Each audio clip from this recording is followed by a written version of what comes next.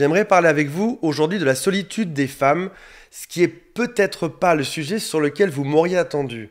Mais non seulement cette vidéo sera c'est pas un mea culpa, mais une forme de révélation pour moi dans ma propre vie depuis quelques temps, parce que beaucoup de femmes me parlent de leur solitude, notamment en ce moment précisément, et j'en parle en tant qu'homme. Vous allez me dire, je suis pas une femme, je ne peux pas en parler, parce que on a en tant qu'homme une forme de préjugé par rapport à ça, dont j'aimerais évoquer le sujet. Le type de préjugé qu'un homme peut avoir sur une femme, c'est elle est jolie. C'est tellement facile pour une femme d'être jolie. Honnêtement, c'est ce qu'on pense. Peut-être même que d'autres femmes pensent ça. Elle a forcément plein d'amis, alors que moi, homme, il n'y a personne qui m'appelle. Elle peut avoir un mec en un claquement de doigts. Là où pour un homme, par exemple, va sur une application de rencontre, tu peux avoir zéro like, zéro match, zéro rien pendant des jours, des mois ou même des années. Et on pourrait, en tant qu'homme, avoir une forme de frustration ou une forme d'injustice. Dans toutes les vidéos aujourd'hui qui parlent de pilule rouge, c'est liguons les hommes contre les femmes, liguons les femmes contre les hommes de manière à faire deux clans. Et on va parler de ça aujourd'hui. Cette injustice, elle va finalement dégrader la femme et l'image de la femme. Et quand on peut voir tout ceci dans les vidéos sur Internet, moi, ce que j'entends du côté des femmes, c'est quelque chose qui est totalement différent. Des femmes qui me disent « je me sens seule », des femmes de tout âge, de toute taille, de tout poids, de tout type de physique, des 1 sur 10, des 10 sur 10, des top modèles, d'autres femmes qui le sont beaucoup moins, c'est « je me sens seule, je trouve pas le bon et je me sens complètement incomprise aujourd'hui ». Avant de démarrer cette vidéo et de vous expliquer la solitude des femmes qui est de plus en plus présente à mon sens dans notre société, je vous rappelle que si vous le souhaitez, vous pouvez vous abonner à cette chaîne, transférer cette vidéo à un ami parce que lorsqu'on transfère ce genre de choses, on peut déjà aider des gens et on m'aide moi au passage dans mon travail. Il y a aussi un lien pour m'appeler qui est juste en dessous. Qu'est-ce qu'on peut penser d'une personne qui a tout pour y arriver mais qui n'y arrive pas? Par exemple, prenons une femme qui serait jolie, une femme qui serait même très belle. Ça devrait être simple pour elle. En gros, elle a tout pour y arriver dans la vie, pour avoir une multitude d'amis, pour avoir un amoureux. Pourtant, elle n'y arrive pas. C'est le constat que peuvent se faire les hommes, c'est peut-être même le constat qu'elle se fait elle-même. Je suis jolie, ma voisine de bureau, qui est moins jolie que moi, elle y arrive. Moi, pourtant, j'y arrive pas. Donc, même une femme belle peut avoir une jalousie des autres. Je devrais y arriver, ça devrait fonctionner. Pourtant, ça marche pas pour moi et pour d'autres, ça marche. Qui est une forme de constat d'échec. Et c'est une chose de ne pas avoir de succès dans la vie, mais il y a quelque chose qui est bien pire là-dedans, c'est ne pas avoir de succès quand on a tout pour y arriver, quand on a typiquement ce physique pour y arriver. On échoue alors qu'on devrait réussir là-dedans. Et ces femmes qui sont souvent jugées sur leur physique, qui sont aussi souvent dans beaucoup de fausses amitiés, peuvent avoir ce sentiment que non seulement je suis jolie aujourd'hui et ça marche pas pour moi, mais il y aura encore pire que ça. Peut-être que demain, dans quelques années ou dans quelques dizaines d'années, je serai moins belle. Donc c'est-à-dire que belle, j'y arrive pas. Donc quand je serai moins belle, j'y arriverai encore moins. Ce sera encore plus la catastrophe. Et je suis peut-être même à un accident physique de perdre cet avantage. Admettons, demain, cette femme tombe en vélo et se casse le nez. Elle avait déjà aucun succès en étant belle. Qu'est-ce qui se passera si elle a le nez qui est tordu ou si elle a un accident? Ce sont aussi des femmes qui peuvent avoir l'impression d'être dans un monde faux autour d'elles. Un monde qui les apprécie en l'occurrence que pour leur physique. Qu'est-ce que ça veut dire d'avoir bien plus d'amis autour de soi lorsqu'on sait que peut-être que la majorité des hommes en réalité sont juste intéressés, ce sont des fausses amitiés. Ils sont là en attendant que tu deviennes célibataire. Ils sont cachés derrière un buisson en attendant que tu deviennes célibataire. Et là, ils vont se dévoiler. En fait, j'étais pas ton ami, j'étais celui qui attendait de sortir avec toi. Et comme on est bons amis tous les deux, on va pouvoir sortir ensemble. Ça peut être aussi des fois avoir des promotions qu'on a méritées et finalement qui seront jalousées par les autres. Elle a réussi parce qu'elle est belle. Comment est-ce qu'on vit ce genre de choses lorsqu'on a tout donné pour un travail? Comment est-ce qu'on vit cette forme d'injustice? Au passage, si on regarde aussi les statistiques, dans certains cas, on est bien plus employé ou accepté dans un job lorsqu'on a un physique qui est sympa, qu'on soit un homme ou une femme au passage. Les statistiques qui ont une vingtaine d'années, ça parle de ça. Donc ça peut être jalousé à tort, ça peut être aussi obtenir un poste qu'on n'a pas forcément été. Dans les deux cas, il y a quelque chose de pas très agréable là-dedans. Ça peut être aussi, quand on est une jolie femme, avoir des regards gênants ou des comportements déplacés de la part d'autres personnes. Ce qui fait que là où un homme se dit « elle a de la chance, elle est jolie », en réalité, elle vit juste un cauchemar en permanence, un cauchemar quotidien. Ses amis, même son petit ami est peut-être là que pour son physique, dans son travail, ses collègues de bureau, il y a des médisances dans tous les sens. Il peut aussi y avoir une forme de sollicitation permanente dans la rue, ou même des messages sur les réseaux sociaux, de se faire brancher en permanence sur tout ce qui existe comme Instagram, Facebook et tous les autres. Et imagine-toi dans une relation, je parle aux hommes 2 secondes, imagine-toi dans une relation où tu te demandes est-ce qu'il est avec moi juste pour mon physique ou est-ce qu'il est avec moi pour d'autres choses, comme par exemple les valeurs que j'incarne aujourd'hui. Ou peut-être bêtement parce que les hommes galèrent tous et du coup je suis peut-être juste celle qui l'a accepté. Il est même pas avec moi ni pour mon physique ni pour l'intellect, juste parce que je suis la seule qui a dit oui là-dedans. Donc on est en train de mettre hommes et femmes qui étaient historiquement réunis, si on regarde un peu le passé français, même le passé mondial, historiquement réunis et mélangés, on est en train de les mettre chacun dans une extrémité de cette échelle, en les montant l'un contre l'autre, avec forcément ce genre de réflexion qui devient pas évident. Alors, je sais ce qu'on peut se dire quand on entend ce genre de choses, quand je parle de la solitude des femmes, ou des jolies femmes, ou de toutes les femmes, en général, c'est « Oh, ma pauvre, t'es vraiment trop belle, c'est compliqué la vie, hein. Oh, mon Dieu, pauvre choupette, c'est compliqué, elle est vraiment trop belle. » Un peu comme on pourrait dire à quelqu'un qui est riche et célèbre, mon pauvre, tu te plains, t'es en dépression, mais pourtant regarde, t'es riche et célèbre, et moi j'ai rien, je me galère et je me plains pas. Regardez un peu du côté des acteurs, ce nombre d'acteurs qui tombent en dépression. Je ne vais pas citer de nom aujourd'hui, vous les connaissez tout aussi bien que moi, acteurs français, dans tous les pays, qui sont en ultra-dépression et qui arrivent à un point où ils n'ont plus le droit de se plaindre. Parce que quand tu es riche et célèbre, tu n'as pas le droit de te plaindre. De même que lorsque tu es jolie, quand tu es juste une femme attrayante, tu n'as pas non plus le droit de te plaindre.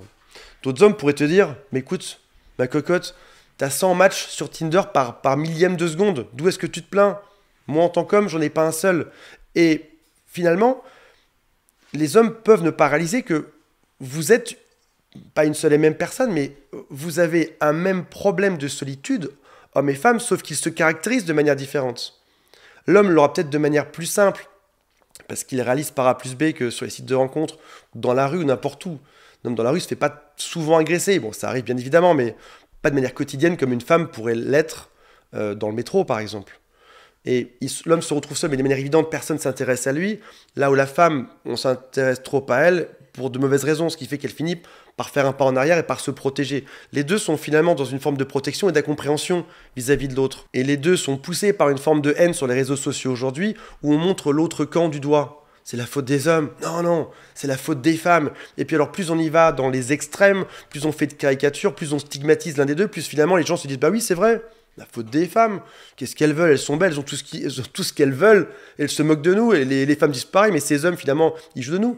Et pour faire du buzz, quand on parle de faire du buzz, de faire de l'audience, ces gens savent très bien les règles du jeu, savent bien comment ça fonctionne sur les réseaux sociaux, sur les TikTok, en faisant des raccourcis, en exagérant, en donnant de faux exemples, en faisant de faux liens de cause à effet. Ils savent qu'ils vont réveiller quelque chose chez les gens qui est, tu te sens mal dans ta vie aujourd'hui, regarde, c'est la faute de l'autre. Sauf que si on pense un peu différemment, moi qui ai toujours prôné pour la réunification des hommes et des femmes pour que tout le monde se comprenne, on est en train de se créer, on est chacun à une extrémité d'une échelle avec finalement le même problème. On se retrouve seul là-dedans. Un homme veut se retrouver apprécié pour qui il est dans une relation honnête. Une femme veut exactement la même chose. Je ne parle pas de quelques exceptions qui sont bien évidemment existantes, mais tout le monde veut être apprécié, tout le monde veut créer un lien émotionnel avec l'autre. C'est ça qui fait qu'on recherche l'autre, on en a besoin de ça. Et il faut accepter que le bonheur, si tu regardes toutes les études qui existent là-dessus aussi, le bonheur ne dépend ni d'un physique, ni d'un compte bancaire, ce qui signifierait que quelqu'un qui serait beau et riche ne serait pas forcément heureux. Alors, bien évidemment, il y a un minimum de finances à avoir. Si vous regardez dans chaque pays, on peut trouver que finalement, ce minimum, il n'est pas très haut, et une fois qu'on arrive à ce minimum d'argent, tout le reste ne change plus rien à ton bonheur. Mais un peu comme le physique finalement. Bien évidemment, si tu pèses 300 kilos et que tu mesures 20 cm, bon, tu auras une vie compliquée, mais arrivé à un physique, tu n'auras pas plus de bonheur à être plus beau dedans. Riche ne rend pas heureux. Extrêmement beau ne rend pas heureux là-dedans. Et on veut tous la même chose, qu'on soit riche, pauvre, beau, moche, c'est être apprécié de manière simple pour qui on est. Jim Carrey avait dit une jolie phrase que j'ai retranscrite, j'ai pas réussi à la retrouver, il disait « Je souhaite à tout le monde de devenir riche et célèbre pour réaliser que c'est pas ça qui rend heureux. » Parce que ces femmes en arrivent dans une situation où non seulement elles peuvent se retrouver seules, avec des gens qui les stigmatisent, qui les montrent le doigt, qui les jalousent, tu devrais réussir, et dans un monde où elles n'ont plus le droit de se plaindre. Là où finalement tous les autres ont le droit de se plaindre. Tout le monde a le droit, sauf elles. Elles n'ont pas le droit d'échouer, elles n'ont pas le droit de se plaindre. Quand ça ne marche pas, on va penser qu'elles sont folles, on va raconter des ragots sur elles. Tu n'as même pas le droit d'être seule, tu n'as pas le droit de galérer en amour. Une femme m'a dit récemment, c'est la semaine dernière, elle m'a dit « Ma vie est redevenue normale vers 37 ans. » Je vous cite ces mots à elle, ce n'est pas mon interprétation. Elle m'a dit vers 37 ans, quand j'avais pris un peu d'âge, les gens commençaient à moins me regarder dans la rue. Dans mon travail, finalement, j'étais juste une femme normale, parce qu'avec l'âge, j'étais un petit peu moins jolie que quand j'avais 25 ans. Et du coup, j'ai enfin retrouvé une vie normale. Et elle me disait, ça fait maintenant quelques années que je peux enfin souffler et récupérer cette vie normale. Ces femmes qui se retrouvent dans cette solitude peuvent se retrouver coincées entre deux options qui sont pas bonnes. La première, c'est rester seules, parce qu'elles n'ont pas le droit de se plaindre, parce qu'elles ne trouvent pas, parce qu'elles sont stigmatisées, parce qu'elles sont mises dans un coin, parce qu'elles ne peuvent même pas en parler en réalité. L'autre choix, c'est rester avec le mauvais mec ou avec une relation temporaire. Et finalement, on voit assez bien notre passé, on voit de là où on vient, on voit aussi notre présent, et elles se disent, j'ai le choix entre être tout seul, ce qui n'est pas très agréable, et être avec ce mec qui est pas top, mais au moins ça me rend moins seul. Et comme j'ai pas le droit de me plaindre, je peux juste accepter d'être avec lui. Finalement, elles finissent par s'adapter. Schopenhauer disait « La vie oscille comme un pendule de droite à gauche, de la souffrance à l'ennui ». Et dans ce cas-là, ce serait la souffrance d'être avec la mauvaise personne ou l'ennui de se retrouver seul. Et il y a toujours cette espèce de drôle d'équation à se dire « Je vais accepter d'être seul alors que ça me plaît pas » ou « Je vais accepter d'être avec la mauvaise personne, mais ça me plaît pas » sans avoir une forme de vision du futur. On voit le passé, on voit le présent, le futur, on ne le voit pas. Et cette vision du futur, ça pourrait être « je dois souffrir de ça », sans savoir que si ça se trouve, d'ici une semaine, je rencontre la bonne personne. Je dois me rendre libre, je dois travailler sur moi, je dois être plus radieuse, plus ouverte, je dois me sortir un peu pour rencontrer la bonne personne. Et si ça se trouve, je n'ai plus à subir ce choix de la souffrance ou de l'ennui. Pendant la pandémie, en 2020, beaucoup de magazines disaient il y a une pandémie, allez vite vous mettre dans la forêt, retrouvez-vous seul avec les arbres, la nature, les fleurs et les feuilles. Et ils sont revenus dessus il y a quelques mois en s'excusant réellement dans tous ces magazines, en l'occurrence, qui vient d'études scientifiques à la base, en disant désolé, on vous a dit qu'il fallait aller dans la forêt, là où en réalité, l'être humain a besoin de contacts sociaux. L'être humain a besoin d'oxytocine, en l'occurrence, c'est l'hormone de la connexion amoureuse. Il a besoin de rencontrer d'autres gens. On est des animaux sociaux. Ce qui signifie que seul, on n'a pas cette connexion quand on est dans la forêt ou quand on est tout seul chez soi et qu'on ne rencontre pas d'autres personnes.